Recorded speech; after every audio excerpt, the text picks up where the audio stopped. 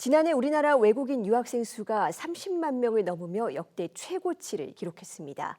이 학령 인구 감소와 산업 현장의 인력난이 겹친 상황에서 이제는 해외 인재를 확보하는 것이 국가 경쟁력의 핵심 과제로 떠오르고 있는데요. 한편으로는 늘어난 유학생들을 어떻게 지원하고 정착시킬지 대학들의 고민도 깊어지고 있습니다. 먼저 영상 보고 오겠습니다.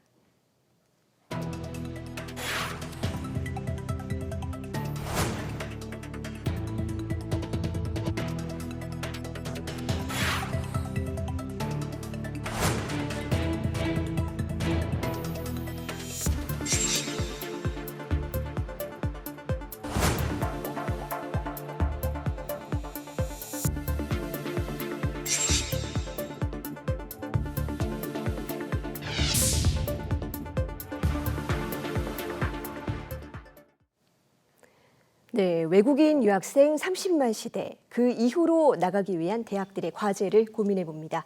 서정대학교 부총장이자 고등직업해외인재 유치협의회 사무총장 맡고 있는 조훈 교수 스튜디오에 자리했습니다. 부총장님 어서 오세요. 안녕하세요. 네, 서정대학교는 네. 우리나라에서 외국인 유학생이 가장 많은 대학으로 꼽힙니다. 네네. 어떤 분야에 또 어떤 배경의 학생들이 네네네. 있는지 궁금한데요. 네네. 저희가 25년 9월 현재 서정대학교는 지금 현재 25개국에서 오고 있고요. 5,258명인데 그중에 학위과정이라고 하는 D2에 있는 학생이 4,500명, 그리고 D4 학생이 한 675명 정도 있습니다. 특히 그 국가별로 보면 베트남, 우즈베키스탄, 네팔 출신 학생들이 좀 많고요. 전공 분야는 이제 뿌리산업이나 섬유, 또 IT, AI 분야 등의 그 글로벌 뿌리산업공학과, 그리고 이제 글로벌 섬유 패션 비즈니스과 같은 공학 계열 중심이 있고요. 그다음에 호텔 관광, 그다음에 이제 뷰티 패션, 간호보건 같은 서비스 계열의 호텔 관광, 그다음에 글로벌 융합복지과, 그리고 의료 코디네이션과 등 주로 이제 산업 수요가 높은 전공 중심으로 해서 학과를 주로 이룹니다. 특히 저희 서정 같은 경우는 이제 양적인 성장도 중요하지만 질적인 관리에 좀 더 많은 좀 힘을 쏟고 있고요. 25년 3월 기준으로 저희가 교육 국제화 역량 인증대학으로 자격을 갖추기도 하고, 또 최근에 이제 그 법무부가 선정한 요양보호사 양성대학, 그리고 중소벤처기업부의 글로벌 인재 취업 선도대학의 우수대학으로 선정되기도 했습니다. 네, 유학생이 5천 명 넘는다면 상당히 많은 규모인데요. 이 사실 코로나19 기간에 유학생 유치하는 게 굉장히 어려웠던 시기가 맞습니다. 있지 않았습니까? 근데 이렇게 단기간에 유학생을 빠르게 유치할 네네네. 수 있었던 배경, 어떤 네네. 것들이 있었을까요? 역시 팬데믹이 어찌됐건 이제 위기이기도 하고요. 또 한편으로는 또 기회였으면, 특히 이제 국내에 어학연수 과정에 이제 있는 우리 학생들을 대상으로 해서 그 온라인 입시 설명이라든가, 그다음에 이제 면접으로 이제 학생을 선발을 좀 이어갔고요. 특히 그 서정대학 같은 경우는 이제 국제화 전략이 이 국제처라고 하는 특정 부서에 의존하기보다는 Foreigners Friendly Policy에 의해서 모든 대학의 구성원들이 국제 학생을 맞을 준비를 해야 된다. 그래서 이제 어떻게 보면 입학, 교무, 학사 관련 부서와 또 학생들의 취업을 담당하는 데가 이제 학생 성공처가 있는데, 이런 모든 부서가 유기적으로 조직을 운영했고요. 특히 교수님들이 국제학생 대상으로 하는 1대1 멘토단 관리하면서, 그러다 보니까 자연스럽게 입소문 마케팅이 좀 돼서 어떻게 보면 학생들이 우리 서정의 문을 좀 두드리게 됐습니다. 특히 그 국제학생들의 수요에 맞게 교육 과정을 개설하고 또 한국어 과정과 또 기술 과정을 이렇게 접목을 해가지고 한국어와 직업 기술을 동시에 이렇게 하는 것도 저희 유학생들이 많아지게 된 계기가 아닌가 싶습니다. 네, 지금 뭐 여러 교육기관들이 유학생 네. 유치에 사활을 걸고 있는데 맞습니다. 특히 전문대학의 입장에서 네네. 유학생 유치가 가지는 의미가 특별할 것 같습니다. 그렇습니다. 어떻습니까? 네네. 방금 아까 저 화면에도 나왔는데요. 그 상공회의소가 이제 지난 8월에 고려대 김덕화 교수팀이 연구한 결과에 보면 해외 인재 100만 명이 늘면 지역 내 총 생산이 145조 원. 그러니까 1인당 1억 4,500 정도 되는데 GDP 6% 규모거든요. 그래서 어떻게 보면 이 해외 인재라고 하는 것들은 기본적으로 지금 우리나라에 관련해서 다양한 형태의 어떤 전략들이 좀 필요한 것 같습니다. 특히 전문 대학들의 그 유학생 구조를 보시면 잘 아시겠지만 단순한 이 국제화 지표를 넘어가지고 이제는 국가 인재 전략의 핵심이라고 생각을 하고요.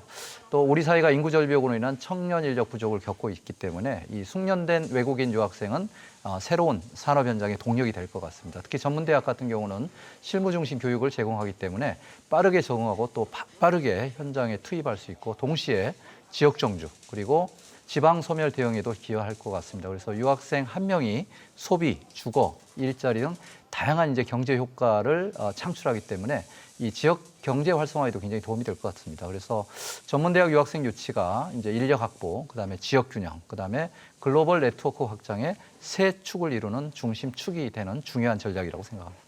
네. 그런데 한편으로는 또 이 유학생들을 어떻게 관리를 할 것인가. 네, 맞습니다. 언어부터 생활까지 지원해야 될 것들이 네네. 굉장히 많을 텐데 네네네. 이 서정대는 또 특히 또 유학생을 위한 특별한 한국어 예, 예. 교육 과정이 있다고 네네네네. 들었습니다. 어떤 겁니까? 저희가 그 대학 최초로 이제 특수목적 한국어 연구소를 만들었어요. 되게 생소한 용어인데요. 직업 전문에 대한 맞춤형 한국어 교육이라고 보시면 됩니다. 어떻게 보면 대학 최초로 좀 설립됐고 또 연구소 같은 경우는 이제 단순히 일반 한국어 능력을 키우는데 그치지 않고 흔히 말하는 이제 조선 용접 분야의 외국인 유학생들의 정주율을 높이기 위해서 뿌리 산업 분야라든가 또는 요양과 간병 인력 등 서비스 분야의 전문 영역에서 미리 용어를 사전에 공부하기 위해서 만든 이 특수목적 한국어 연구소. 그래서 굉장히 그 부분에서 이제 설립이 되자마자 이제 예를 들어서 영암에 있는 현대 사모조선소 같은 데와 협업해가지고 용접 한국어를 또 만들어서 이제 배포하고 수업에 활용하고요. 그 밖에도 이제 장영실 한국어라고 그래서 관광, 호텔, 간호, 뷰티 또 제조 등 직업 현장에서 바로 활용할 수 있는 그런 한국어 콘텐츠를 개발합니다. 그래서 어떻게 보면 최근에 그 유학생들이 실제로 직무에 들어가기 위해서는 굉장히 전문 용어에 익숙해야 되는데 그걸 학교에서 미리 호텔 관광이라든가 그다음에 이제 그 병원과 같은 그 소위 말하는 이제 서비스 표현 중심의 한국어 그리고 기술 중심의 한국어 같은 경우를 세분화해서 할 예정이고요. 특히 우리 연구소 같은 경우가 이제 그 글로컬 직업교육의 허브를 지향하기 때문에 외국인 유학생들의 이제 학업과 정주와 취업을 지원하는 어떤 핵심 기관으로서 저희가 만들어 나가고 있습니다. 네, 직무와 어떤 생활을 연계해서 유학생들이 맞습니다. 실제로 쓸 수 있는 또 전문 인재로 뿌리내릴 수 네네네네. 있는 그런 네. 환경을 구축하신 것 네, 같습니다. 최근에 굉장히 그런 부분에서 좀 관심이 많고요. 또 반응도 좋습니다. 네, 다른 대학으로도 네네네. 확산이 될 필요가 있어 보입니다. 자, 국가적인 차원에서도 지금 외국인 유학생 유치가 그럼요. 굉장히 중요한 네네. 과제인데 네네네. 앞으로 어떤 방향으로 나가야 된다고 보시는지요? 그러니까 이제 외국인 유학생 유치가 이제 어떻게 보면 그냥 유학생 유치에 그치는 게 아니고요. 이제 글로벌 인재 양성의 생태계를 구축하고 특히 이 부분에서 이제 한국의 전문대학 역할이 굉장히 중요하다고 생각하고요.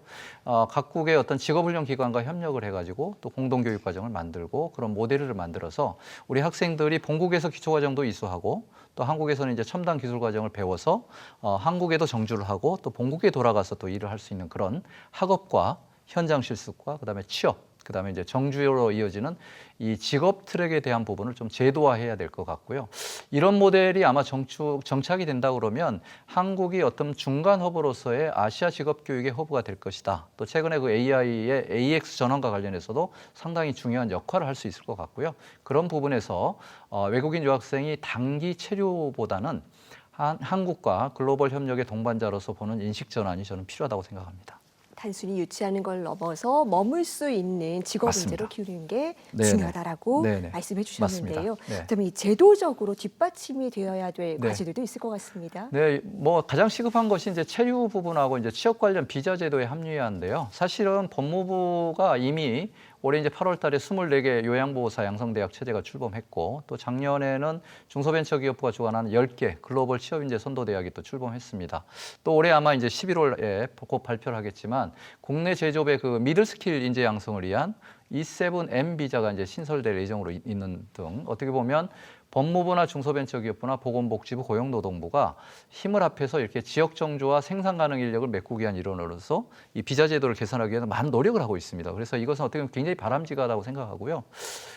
이에 더해서 이제 우리 전문 대학들이 해외 교육기관과 직접 공동학위라든가 연계 과정을 운영할 수 있도록 법적 근거를 좀 마련하는 게 좋을 것 같고 특히 부처 간의 칸막이 문제가 있습니다. 근데 이미 이제 다른 부처에서 범부처로 이렇게 많이 있는데 아마 전향적으로 법무부도 외국인 인재 유치에 대한 그 컨트롤 타워 역할을 할 수 있을 것 같고 특히 이 유학생 정책이라고 하는 것이 이 교육의 문제보다는 국가의 성장 전략으로 좀 바라봐야 된다라는 부분이고요. 그래야지 아마 인구 절벽 시대에 대비한 이 지속 가능한 인재 양성에 대한 생태계를 만들 수 있다는 생각을 합니다.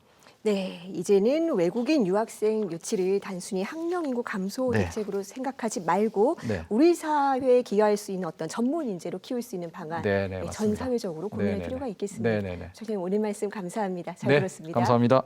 네.